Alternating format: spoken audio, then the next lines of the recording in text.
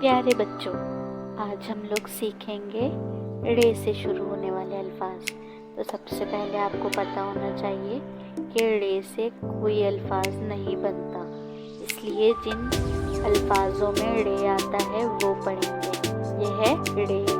रे से कीड़े, रे से आड़ू, रे से पहाड़, रे से मकड़ी, रे से कपड़े, रे से पहाड़, रे से घोड़ा, रे से घोड़ा, रे से आड़ू, रे से आड़ू, रे से पहाड़, रे से आड़ू, रे से रेवड़, रे से पहाड़, रे से रबड़, रे से सड़क, रे से आड़ू,